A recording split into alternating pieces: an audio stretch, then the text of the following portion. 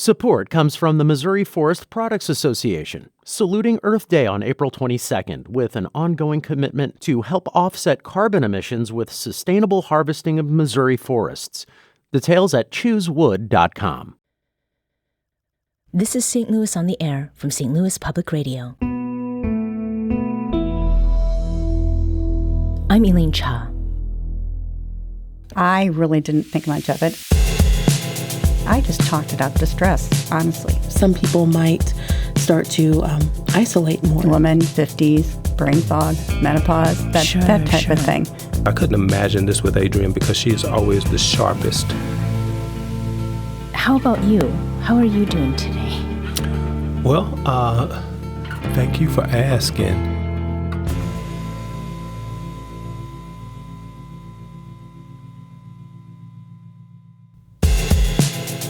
Today, we're spending the entire hour talking about a disease that affects an estimated 6.7 million people living in the U.S. and over 11 million people who provide unpaid care for those diagnosed with it. That disease is Alzheimer's. And according to the National Institutes of Health, it's the 7th leading cause of death in the United States and the most common cause of dementia among older adults. The effects of Alzheimer's disease aren't limited, however, to those many millions who know they have the disorder or are looking after people with Alzheimer's right now. As more of our nation's population ages, more will experience its impacts directly. So there's urgency to talking about Alzheimer's, both for the present and a future that is unfolding now. What is it like to be diagnosed and live with the disease? What does it mean to provide care for people who have the disease as a medical professional, a paid caregiver, or an unpaid family member, or even a very close friend? Today, we'll explore those questions and discuss realities that face patients, caregivers, and health providers. Let's start today with insights from two people with very different yet intersecting experiences with Alzheimer's. Deb Job is with us. Deb was diagnosed with early onset Alzheimer's at the age of 53. Now 57, the Lake St. Louis resident has been living with Alzheimer's diagnosis for 4 years. Deb, welcome to the program, and thank you for being here. Thank you for having me. Also joining us is Arnisha Kalk, a gerontologist in St. Louis. She works at Oak Street Health and also runs her own practice. Welcome, Arnisha. Thank you for having me. Now, Deb, I think there are certain things that people associate with someone who has Alzheimer's, and many people would not guess that you have that diagnosis. How do people typically react when you tell them that you have Alzheimer's? Because I am on the early side of it and on the younger onset portion of it. On the outside, you may not see this, and what you see is, okay, no, maybe it's stress or maybe it's something else. That can't be the case. Mm-hmm. But there is a myriad of individuals that are impacted between the ages of 40 and 65 with an early stage younger onset. So you may see me one day being fine, the next day I may not be. Mm-hmm. Now, Arnisha, what do you think people should know about the way early symptoms of Alzheimer's present? I think that it's really important to know that sometimes these symptoms are so hidden. It's very difficult to detect and to realize, often because of, things that we typically do in our normal day. We multitask constantly. There's also the issue of, COVID. We just went through a horrible pandemic. And we have many people that are questioning whether or not they do have this disease, or if it's simply brain fog. So it can definitely be very difficult to detect when, the symptoms kind of mesh with general things of our busy lives, like forgetting your keys or forgetting your wallet and thinking, okay, well, do I have this? Do I not have it? Right. And what are the differences between the symptoms of Alzheimer's and dementia? So for this, Alzheimer's disease is the actual disease itself. Plaques and tangles are what's built in the brain from proteins. Dementia is an umbrella term for an onset of symptoms. So they're a little bit different because you can have Alzheimer's disease without dementia and dementia without AD as well.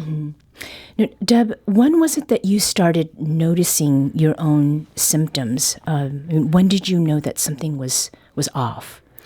I think this speaks for her very well with what she was saying. I really didn't think much of it. I was having memory problems. My husband said I was forgetting a lot of things. At work, I worked in a very visible, high-stress environment, and it was a very intensive year and a half, almost 2-year project. I was finding myself not being able to retain the information. It was taking me literally 2, 3, sometimes 4 times longer to complete a task that I used to be able to do in my sleep. I'd be in the middle of a governance presentation and lose my words completely. And I just chalked it up to stress, honestly. Or maybe a woman, 50s, brain fog, menopause, that type of thing. It was my husband that finally said, Deb, something is wrong with you. Now, how long did it take for you to get a diagnosis? I'm one of the lucky ones, and everyone should have the experience I have, which is why I advocate so heavily. It was around end of March or April, which I finally went into my primary. My primary did not discount it. Sent me to have an MRI, sent me to a neurologist.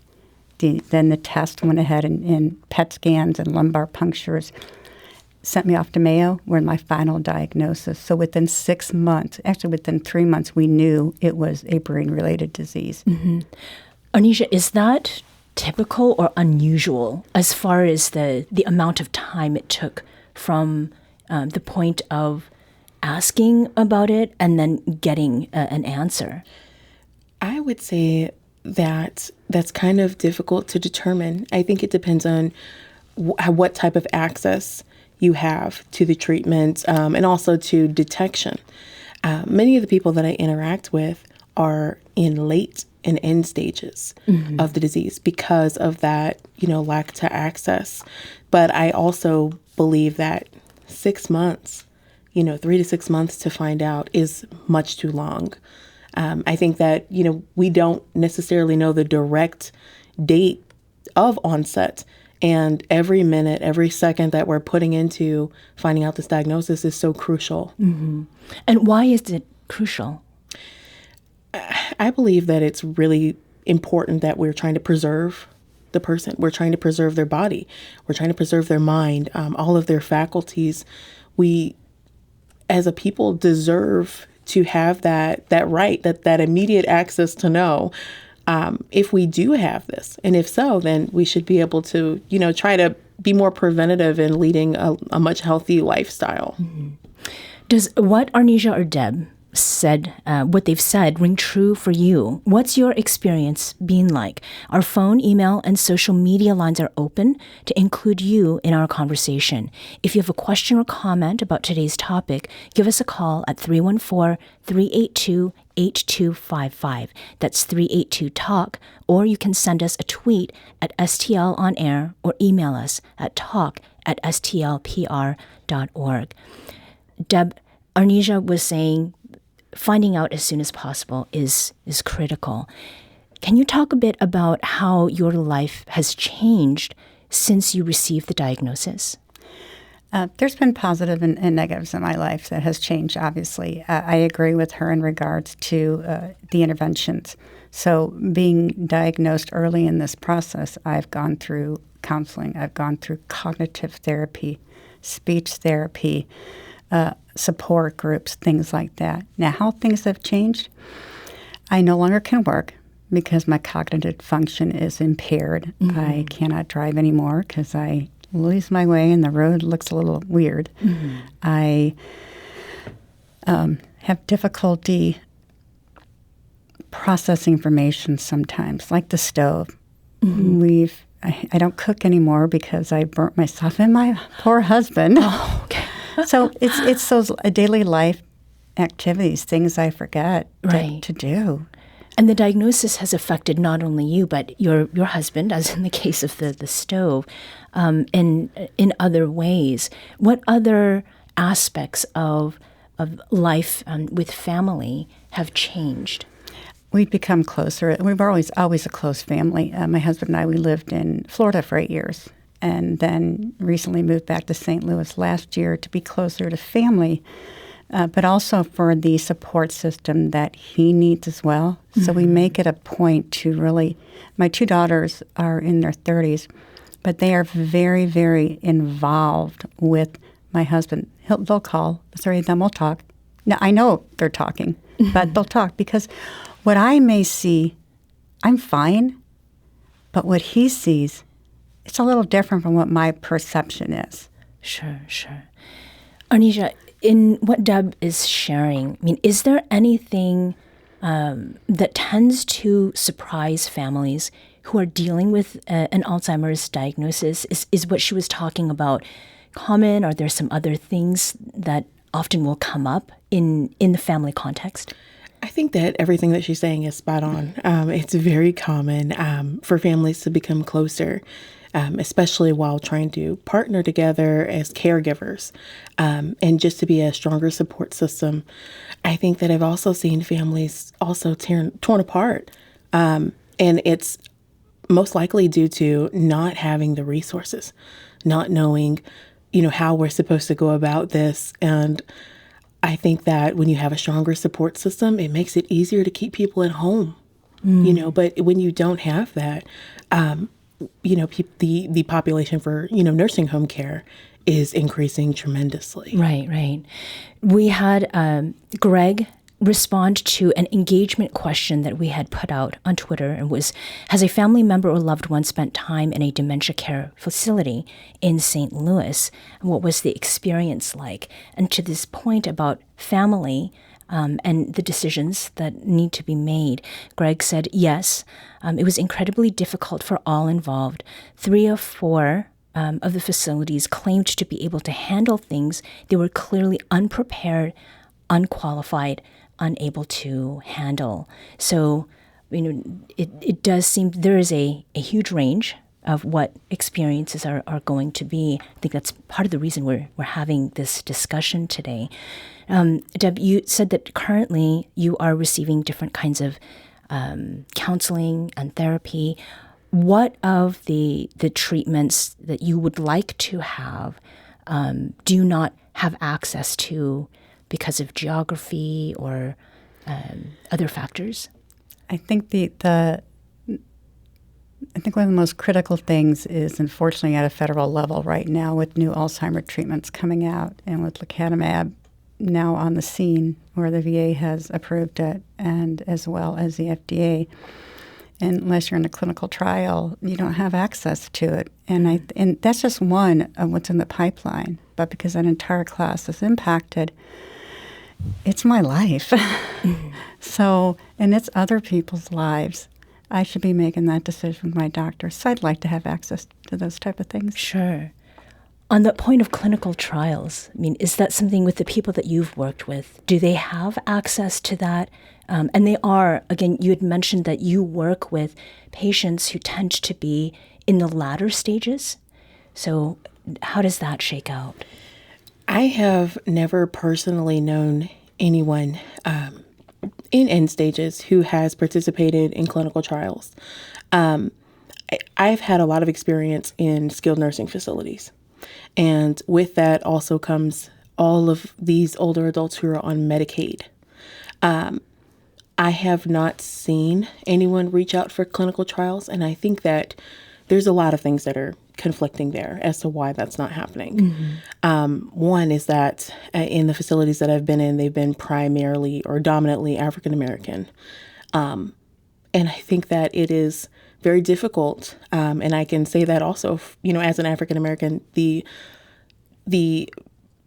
ability to reach out to do a clinical trial is terrifying. Due to, our country's past of even having, the Tuskegee Syphilis Project. Sure.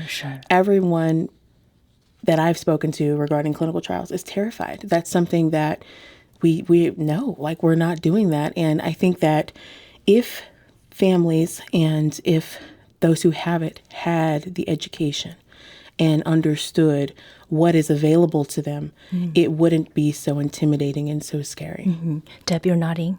Yeah, I think there's so many cultural biases out there. There's so many biases, like she said. And each culture responds to it a little bit differently. Yeah.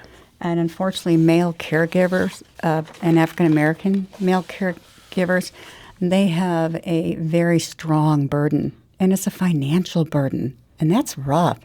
But then again, American Indians, from a cultural aspect, they would rather look at it more internally than that. So it's breaking down those barriers and those biases to help ensure there's access. But it's also having community resources and individuals on the local level that can help to educate, community educators in more underserved rural populations. And Deb, it seems that the diagnosis has also led to your becoming very active in raising awareness around Alzheimer's here in Missouri. So it seems like it's a positive outcome of a situation that you are living with. Thank you so much for joining us today and sharing your story with us. We need to take a quick break, but we'll be back shortly to continue today's show on Alzheimer's disease. When we come back, we'll talk more with Arnesia Kalk and add a primary caregiver, a male African-American in fact, to our conversation. This is St. Louis on the Air on St. Louis Public Radio.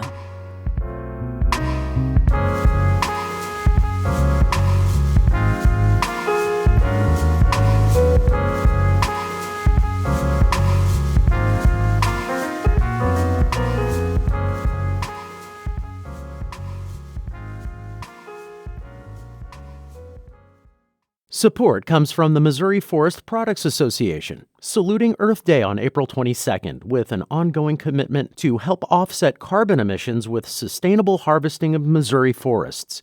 Details at choosewood.com.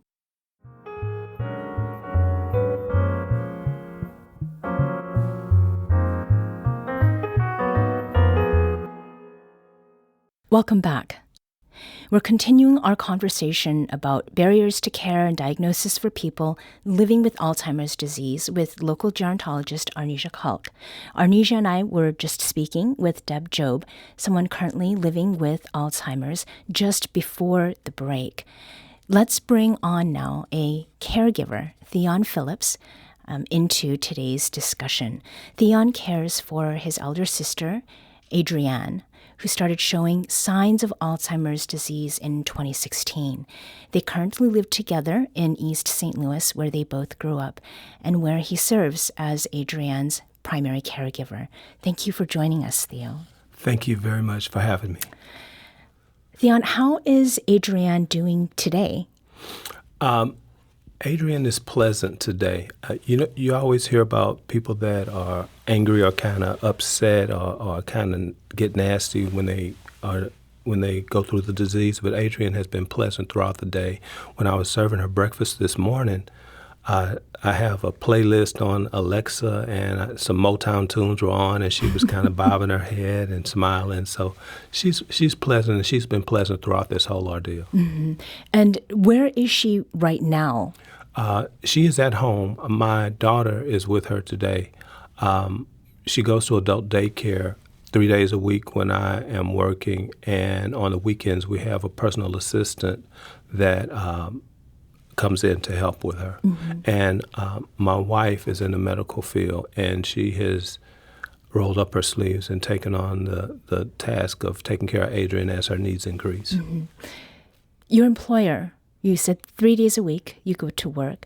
Is your employer understanding of your situation? They are. I am so happy that I guess over the years I've gained a relationship with my employer, that they are understanding, and I have the FMLA in place. So when there's times that I need to take off, I can. And I feel a genuine concern from my employer. And I know that that's not always the case, but I feel like I'm pretty lucky in that case. Well, it sounds like your situation is one that is ideal in many ways. And Arnesia, I'm going to be coming to you to sort of get your take on how typical or atypical things are. Listening to what Theon has shared, to what extent do people enjoy that set of circumstances? I think what he has is amazing. That is what we want. We want someone who has this disease to be in a very loving, caregiving environment where the burden is shared. He has support and resources through the adult daycare, and also with having a private duty caregiver as well. That is amazing. That's what we want to see. I think it can be rare depending on the area, and whether or not someone has access to resources. So that really would be the difference there. But I think it sounds to me like this is exactly what we would want for anybody who's going through this. No, in terms of level of readiness that families have, Theon, when you first learned about your sister's diagnosis, was it already sort of established because of the way that your family does things that you would be the one caring for her? How did that work out? Well, Adrienne never married and she never had children. She's always been kind of laser focused on her career. And I am her only sibling. It's just us two. Our parents have passed on. So, and Adrienne was diagnosed at 57 years old. So that's relatively young. So we really couldn't see this coming to be prepared. And personally, I was just like a deer in the headlights, not knowing what to do or where to go, or what next step to take. Right. So was there a moment before formal diagnosis where you realized that something was not as it was before? Yes. Adrienne has a college group of friends, her girlfriend's group, and they graduated college together. They've been friends over the years. They go visit each other and have a summer get-together or whatever. And some of her girlfriends brought it to my attention that, hey, something is off with her. And then after that conversation, I started to realize some things that I had noticed but kind of just brushed off, you don't pay attention to, you don't know what you don't know, and sometimes you don't pay attention to some of the clues that are there, and I didn't. She was living in Michigan, Detroit suburb at the time, and we have relatives that live there that also mentioned that there was something a little off with Adrienne. So I went to Detroit. We were able to set up some appointments with a neurologist at Detroit Receiving Hospital, and they saw her and diagnosed her then. And mind you, I couldn't imagine this with Adrienne because she's always the sharpest.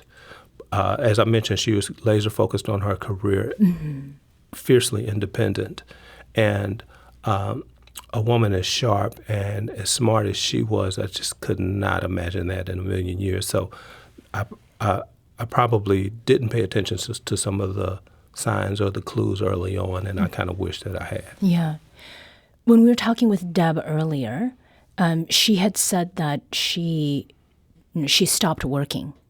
Now, in your sister's case, did she have insurance through an employer or her own when she was diagnosed?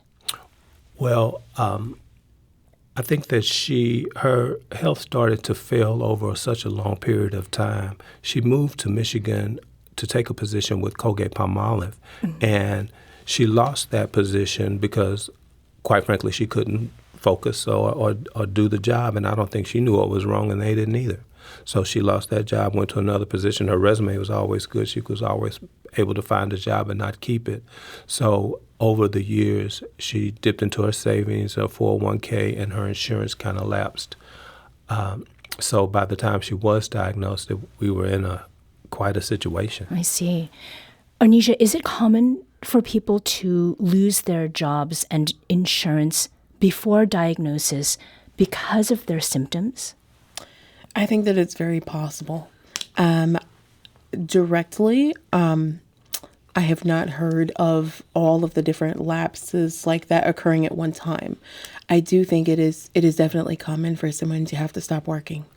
I think it depends on the speed and the progression of the disease, and also what things are taking place. So some people might start to isolate more, even when they're in social settings. Different things like language changes because they no longer have access to certain language that they used to have, and that can cause people to turn inward. Things like that, I think, can really take a toll very quickly on a person to where they would have to change up all of their daily activities, including working. And do you see denial of symptoms that people themselves are like they're starting to observe? They kind of don't want to look at that, as in Adrienne's case, like just being so focused, so on it, that also contributes then to a delayed pursuit of consultation and diagnosis? Yes, I do believe that is part of it. I think that at times when we're so engaged in all of the different organizations or things that we're taking part of, we are so focused on staying caught up that we're not paying attention to the symptoms that we're having, that we're starting to see.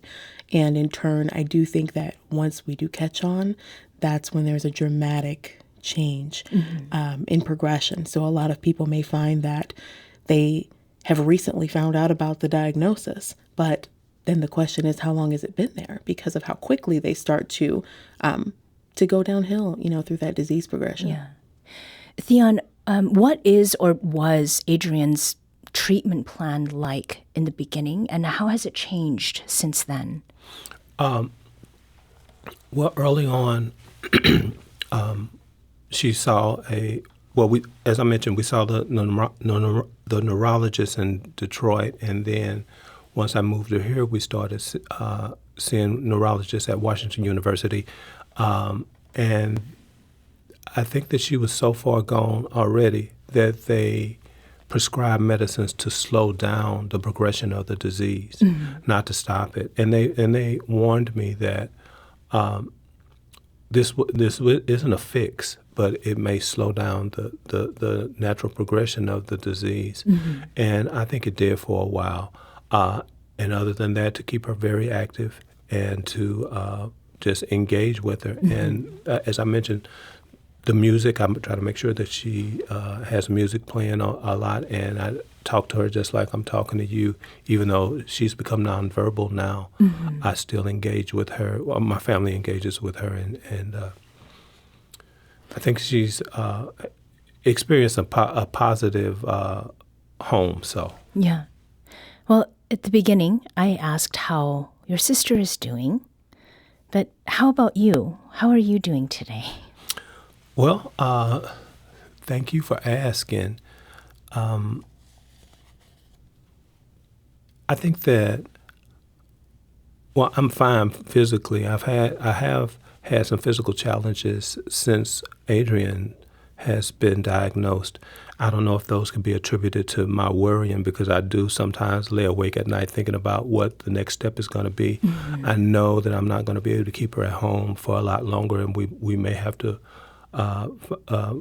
have her in a facility, and you hear horror stories about that, and I need to be prepared. We're working on that, and there's a lot of moving parts, a lot of things to think about. You have to trust her with the people at the daycare, and trust her with the personal assistants that come into the home.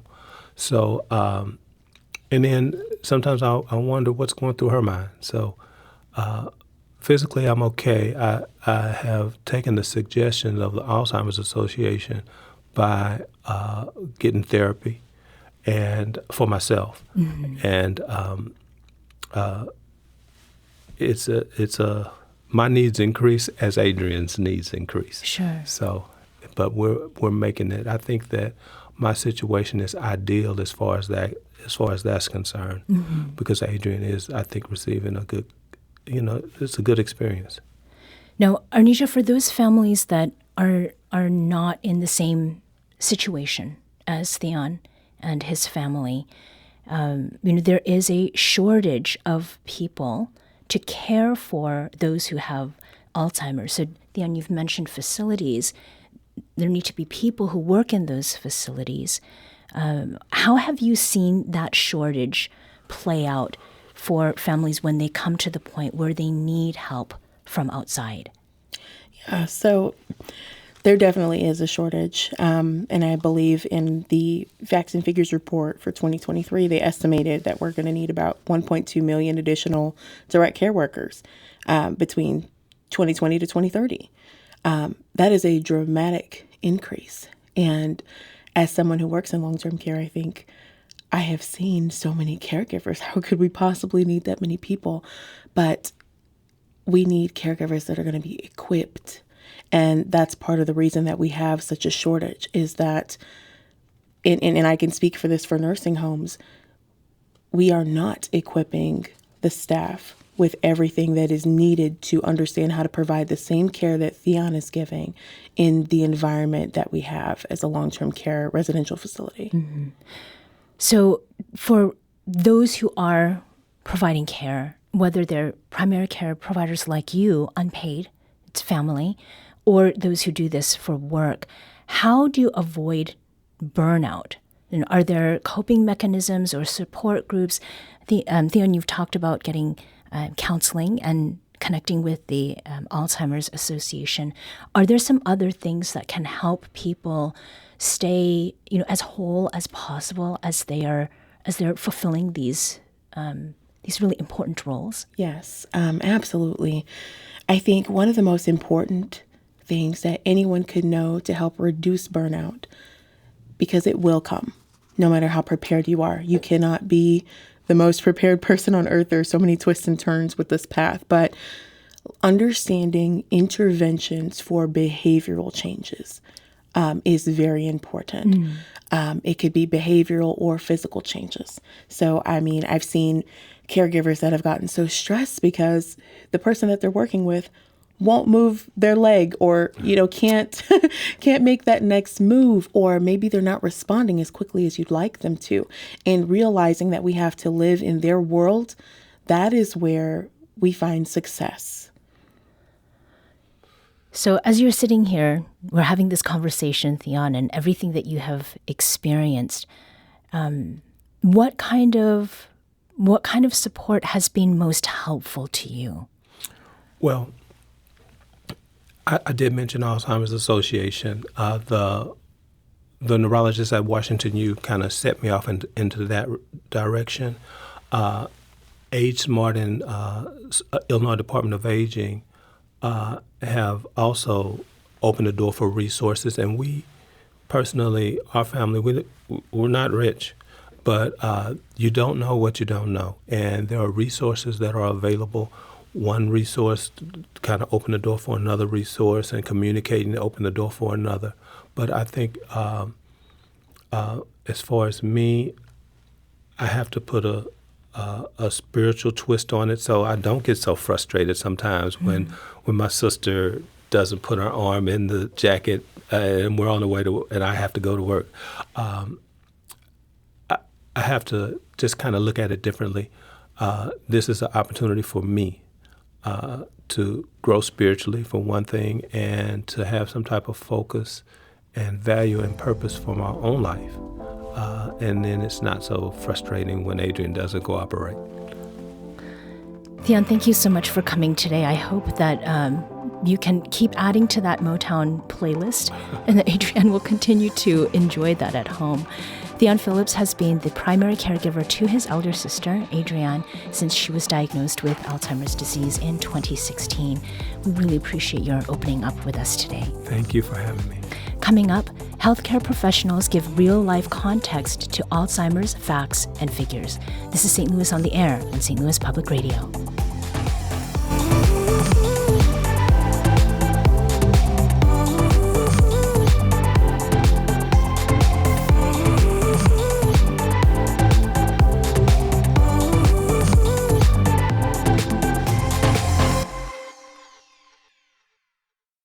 Support comes from the Missouri Forest Products Association, saluting Earth Day on April 22nd with an ongoing commitment to help offset carbon emissions with sustainable harvesting of Missouri forests.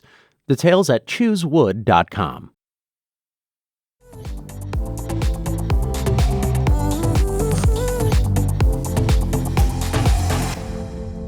Welcome back.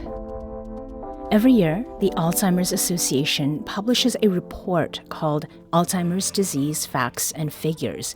And just a few years ago, its 2020 report, which focused on future challenges, covered 3 overlapping areas of concern that continue: workforce shortages, the increasing number of Alzheimer's patients as our population ages, and personal health consequences for both paid and unpaid caregivers of those with Alzheimer's.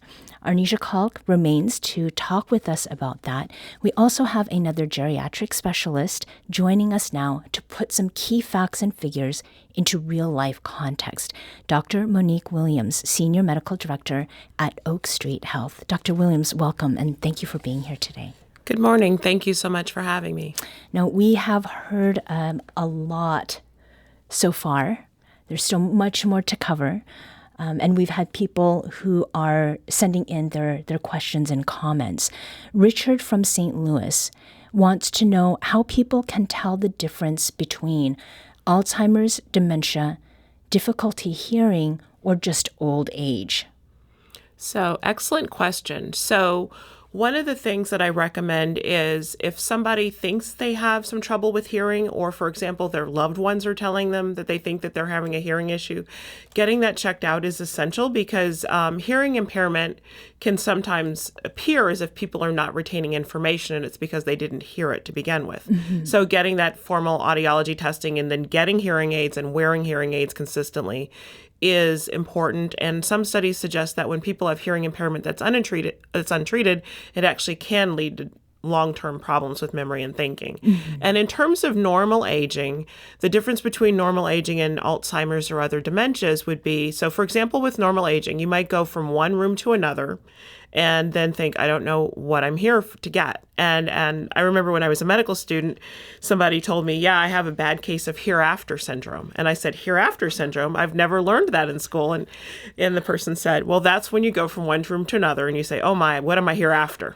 Okay. It affects a lot of people regardless of age. Sure. So that's totally normal. Or the other thing that people commonly see is, if you're talking about a movie, you might say, the movie with that guy who was in the other movie with the other guy, and then there's a delayed recall of names, or you bump into an acquaintance and the name comes back later. That's completely normal. Mm-hmm. When we talk about Alzheimer's disease and related dementias, those are changes in memory and thinking that are consistent and sufficient to affect everyday life. Mm-hmm. So, it's a nuisance when you don't remember the acquaintance that you met a couple of years ago's name and it comes back to you when you're putting away the groceries.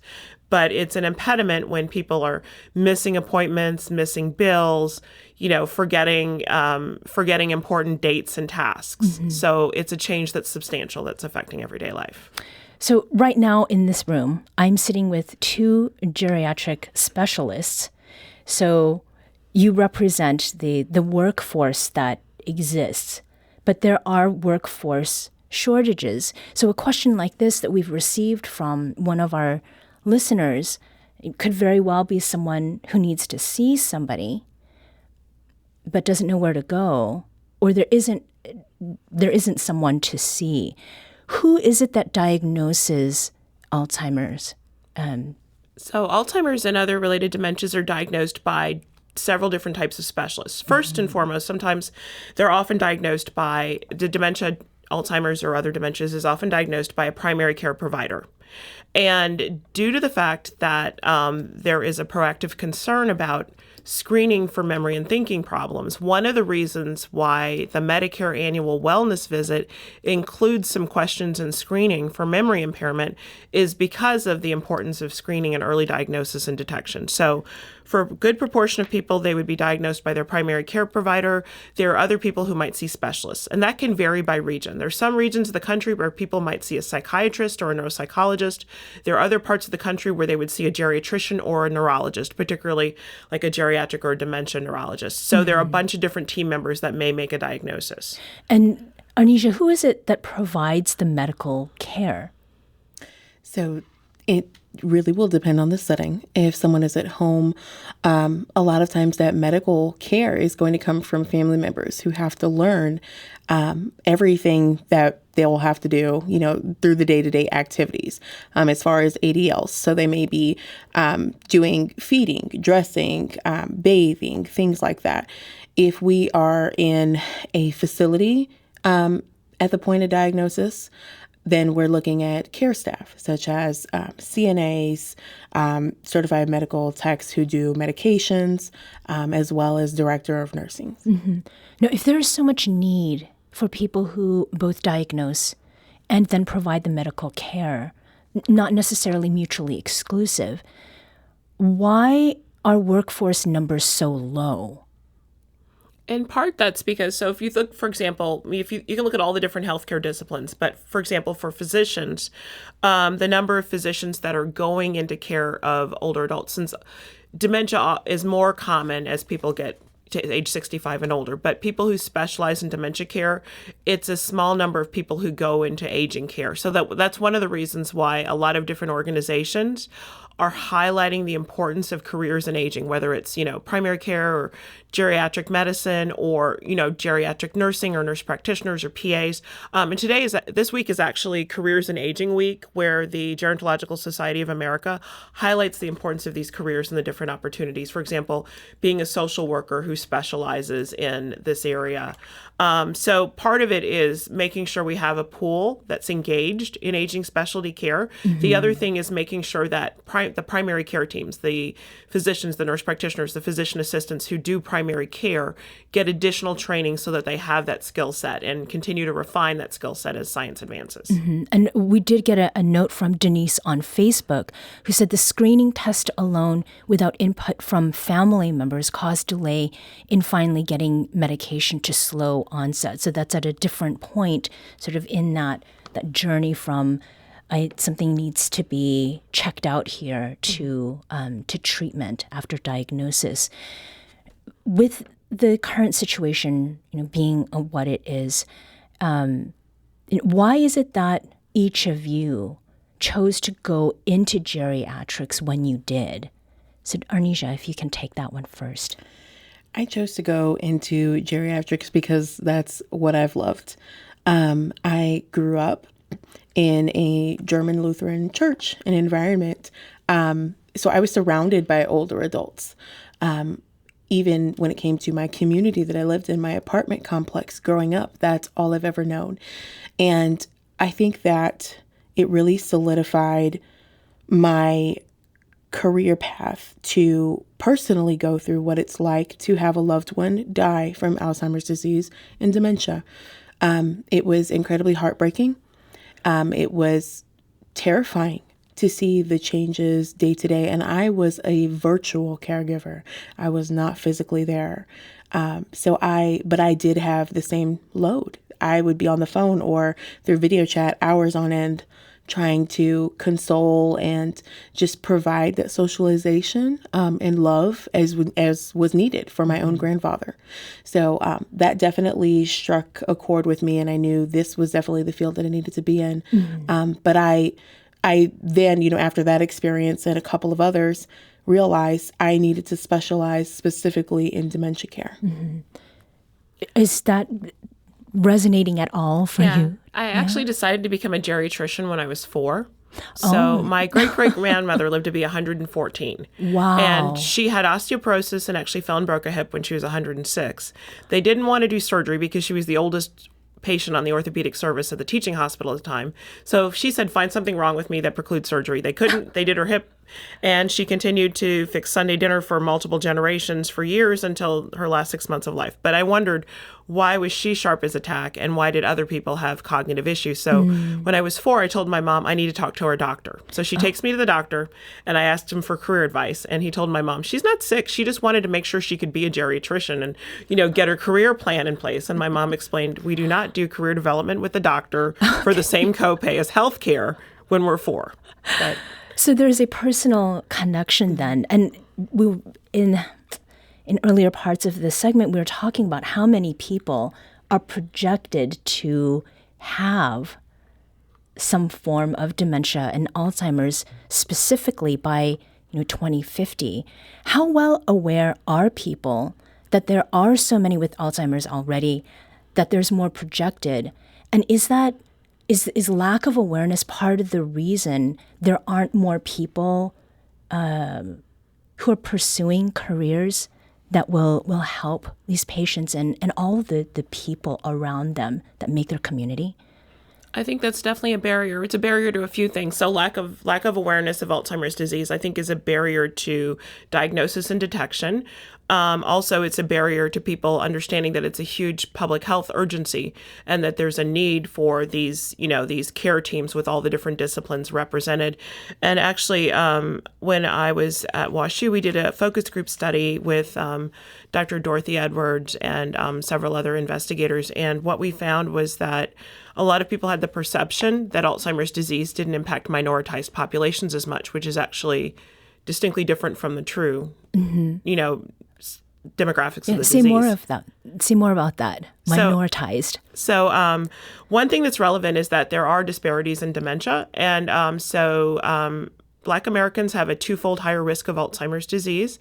And then among Latinos, the risk is about 1.5 times higher as compared to non-Hispanic whites. So there definitely are higher rates of disease in these diverse populations. And there are several theories about this, including potentially the burden of vascular risk factors.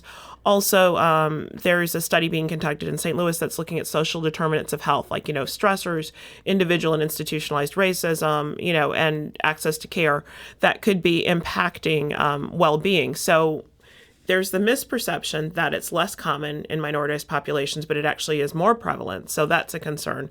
And it's one of the reasons why, doing outreach to people before they lock in a career is really relevant to make sure that we have good representation in our care teams that represents the demographics of Alzheimer's. In an earlier segment, cultural differences had come up. So I'm of Korean background, and I can tell you that conversations with my mother, who will turn 70 on Saturday, started when she was in her late 40s. And she and her friends were talking in depth about what they wanted to do if they did have dementia or Alzheimer's, and all of the things that they were going to do together and individually to stave it off. So the extent to which, like, these numbers, St. Louis is very binary, black and white, but sort of not taking into account other cultural groups that will be and have been affected, but also can be part of addressing what is coming for everybody. I guess something that came to mind as we were talking earlier. When it comes to barriers for primary care providers, because they often are the first the first stop, what are some barriers that they may face when trying to diagnose someone who comes in with cognitive issues? One thing that's relevant is to have a family member present if possible, or someone that you can access to get history on the individual. And when you're looking at diverse patient populations in terms of getting accuracy in diagnosis, rather than relying on paper pencil tests, which can have cultural bias, getting what we call evidence of intra-individual change. How has that person changed from their baseline is really, really relevant. So asking that person who knows them well, an adult child, a close friend, a spouse or partner who can tell you, this is how they always were baseline in terms of their function with finances. This is a change. This is how they always function in terms of short-term memory, but this is the change that's observed. And they can tell you the timeline for the change, the rate of the change, and the magnitude of the change. And with that information, it can be a lot easier to develop, a plan and to determine whether there is change sufficient to be consistent with dementia. So for a lot of primary providers, what they could do is have an appointment that focuses on delving deeper into memory concerns, as opposed to, just trying to do that during a visit that's for high blood pressure and diabetes, but rather having a designated appointment that focuses on the memory concerns. And then the primary also might make a referral to one of the specialists we listed, such as neurology or geriatric medicine or psychiatry, to get more information on the nature of the symptoms and the cause of the dementia. And one thing that's relevant to understand too is so dementia is the umbrella term. That is the broad category, kind of like chest pain. So for example, someone could have chest pain because of a rib fracture, pneumonia, or something cardiac. And in the same way, dementia could be due to a number of different things. And if you're thinking of your umbrella, the handle of the umbrella is Alzheimer's disease. And then the other types like Lewy body, vascular, those are the ribs on the umbrella. Okay. And we did have a note here from Stacy Newman in STL. She said, my husband recently died from frontal temporal dementia, FTD, which is rarer, hits younger ages, and is very difficult to accurately diagnose without an autopsy. We had many struggles trying to teach family members and friends that it was not Alzheimer's. Our saving grace was finally, after years of searching, finding medical care and skilled nursing staff who knew how to treat FTD. So if you could address maybe that type of dementia, which is what Bruce Willis has, Yes. We'd have to get to that at some other time. We are coming up here on the end of the program. Before we finish, just as a last word, can you just give one word of advice to someone who is looking for help for diagnosis? For anybody who's looking for help with diagnosis, my ultimate piece of advice is to never stop looking. Please contact the Alzheimer's Association. We have a 24/7 helpline, that is always available for anyone. I would echo the same sentiment. If a diagnosis needs to be sought, reaching out to the Alzheimer's Association for resources and support is really an excellent option. Dr. Monique Williams is Senior Medical Director at Oak Street Health, and Arnisha Kalk is a gerontologist at Oak Street Health and runs her own practice. Thank you for joining us.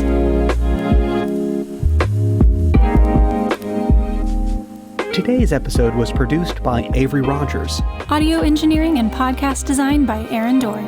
Our executive producer is Alex Hoyer.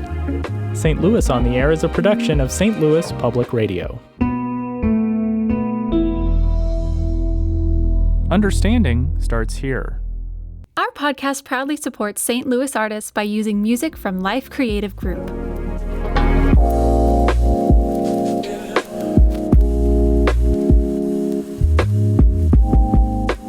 Do you find yourself regularly listening to episodes of St. Louis on the Air? Suggest us to a friend you think might enjoy our conversations. And leave us a review and rating on Apple Podcasts on the App Store. It's the simplest way to help people discover our show. Thanks. St. Louis Public Radio is a member-supported service of the University of Missouri St. Louis.